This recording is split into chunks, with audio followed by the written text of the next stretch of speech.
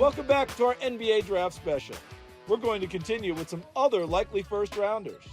Duke freshman Jared McCain has been a popular name for a few years, and it's not just because of his basketball talent. He's also a bit of a social media celebrity.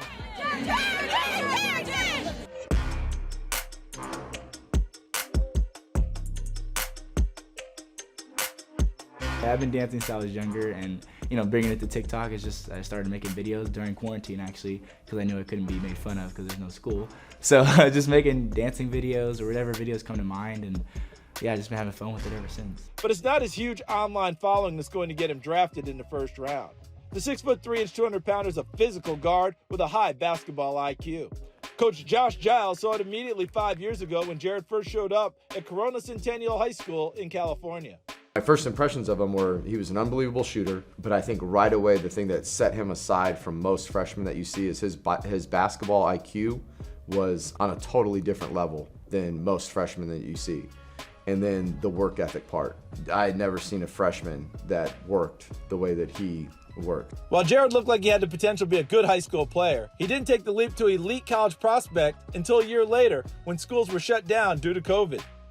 That's when he and his brother got to work. I think that time was where I made some of my biggest improvements in basketball, and with the help of my brother. I mean, we were out in the backyard with we had one 20-pound dumbbell, and we were just working out together, doing push-ups, squats, whatever we could find to work out with. And he pushed me on the days where we're in quarantine, so you don't really want to do much. You're kind of just sitting around, but he pushed me. We both pushed each other on those off days. We would just shoot for hours, play one-on-one, fight each other, that whole thing. But it was a blessing because we were just able to develop so much during that time, and you can really see Jared's growth. He's changed his body. If you look at him when he was a freshman, if you can find pictures of him as a freshman, he's this skinny little kid, he can make shots. Now you look at him and he's all muscle. He's probably 6'3", flirting with 6'4". He's probably about 200 pounds, and he's ripped.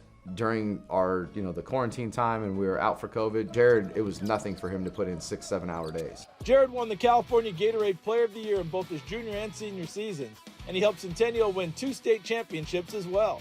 He's one of the best shooters in the country, but I think overall he has a perfect game. Shooting's probably my best thing, so whether it's coming off a ball screen and just pulling up for 3 or transition threes, coming off curls, I'm really good at, getting my feet right just to get a shot up. He's one of those guys, he's the first guy to practice, he's the last guy to leave.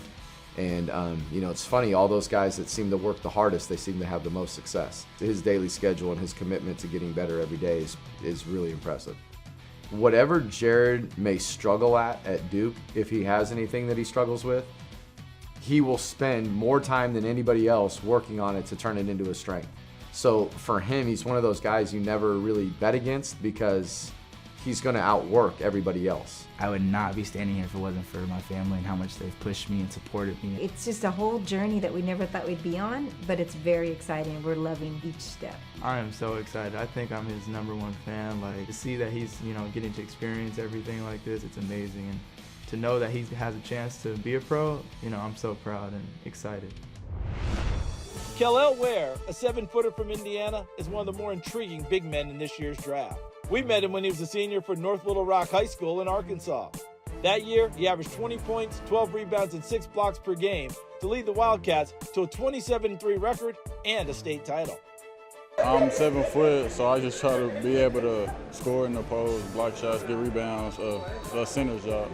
While Ware's stats were impressive, what doesn't show on the box score is what an intimidating presence he can be in the middle. Even when he doesn't get a block, he can force bad shots and alter teams' plans of getting into the paint. With my arms being, I don't know how long they are, but with them being long, I'm able to just make people alter their shot and not be able to release it right. After spending his freshman season with the Oregon Ducks, Ware averaged 16 points and 10 boards for the Hoosiers last year, and he's now projected to go somewhere in the middle of the first round. After spending his first 2 seasons at Stanford, Harrison Ingram transferred to North Carolina and put up career highs in points and rebounds. He averaged 12 points and almost 9 boards a game for the Heels, and he is now ready to take the leap to the NBA. Harrison was a 5-star prospect and a top 20 player overall in the 2021 high school class when he played at St. Mark's in Dallas. All the guys try to say they don't care about rankings. I mean, That's just not true. I mean, I care, but at the same time, I kind of keep it in the back of my mind. I know in the long run, it doesn't really matter when I'm ranked in high school. It kind of matters when I get to college. They don't care when I'm ranked. They don't care what I did in high school. It's about what I did in college. So to me, I think it's like an honor to look at it, but just kind of motivation that I know that, see, maybe like right now, I would say the highest I am is like number 9, but number 1 Texas. So, I mean, a lot of people could be very complacent with that, but I see, like, so you're telling me there's 8 people better than me? Let's say it as that, just look at it as fuel for the fire. He's 1 in a million. When I grow up, I want to be like Harrison Ingram. He's a rallying point across campus. Kids that are in 4th grade now, they worship the ground he walks on. He's a superstar on the court, but the kind of guy that just resonates in the hallways with his impact. That selfless attitude made Harrison a perfect leader for St. Mark's. As his game continued to develop, he proved to be the total package as a basketball player. Most versatile player imaginable. His vision is unparalleled. He's incredibly gifted at drawing other players in. There's so many superstars that you can kind of cut the head off the snake as a coach. The rest of the team is going to flounder because they just rely on him so much. And he's the guy that wants to be unpredictable. He wants to be diverse. He doesn't want you to know. You can't take anything away because he'll use that to his own advantage. And so he is always willing to make the extra pass, always willing to make much of others. I feel really strong about really the high school level of everything. Just kind of being an all-around player and getting my teammates involved, I would say, is my favorite thing to do. I love passing the ball, and I don't know why, but to me, my favorite thing is not a dunk or a made shot or a buzzer beater, it's a pass to a teammate. Like a cool behind-the-back pass would be my go-to as my favorite highlight. Back in 2021, Harrison spoke about reaching his dream of being an NBA player, and now it's almost a reality. I mean, I've said this for a couple of years, but I honestly think he could wake up tomorrow in a Dallas Mavericks uniform and people are like, oh, okay, that's a nice addition to the team. I think he would just fit in seamlessly at any level, and he's such a coach's player that you can put him in any situation, in any position, and he's going to find a way to thrive and contribute to the success of everybody around him. I mean, there's really been nothing else I really want to do except for the NBA. That's been my dream. I want to own a business, but I just don't want to be like, I don't know, it's just something I've always wanted to do, looking at Jason Tatum, LeBron, like people like that, making money, playing a game that they would play even if they didn't do it for a job. I mean, it would just be, I don't know what I would do if I get drafted. I have no idea how I'd react. He is so selfless and so eager to just make much of others. I can't be more excited about the success he's going to have because he's not going to be the one who's pointing the spotlight at himself. He's going to constantly want to deflect it. He's always grateful about giving glory to the giver of gifts and to the people around him who've brought him where he's at. So I'm so proud of him. Jaylon Tyson has shown a lot of improvement during his 3 years in college. Due to a pair of coaching changes, Jaylon spent each season at a different school. After barely playing as a freshman at Texas, he averaged 10 points per game as a sophomore at Texas Tech. But he truly broke through this past season at Cal Berkeley. The 6'7" forward averaged 19.6 points and 6.8 rebounds per game for the Bears, and he's showing up on mock drafts as a potential late first-round pick. His work ethic has always been strong, going back to his days at John Paul II High School in Texas. He had 0 scholarship offers entering his junior year, but halfway through his senior season, that number was up to 15, and he was ranked in the national top 50. Jaylon's work ethic is second to none.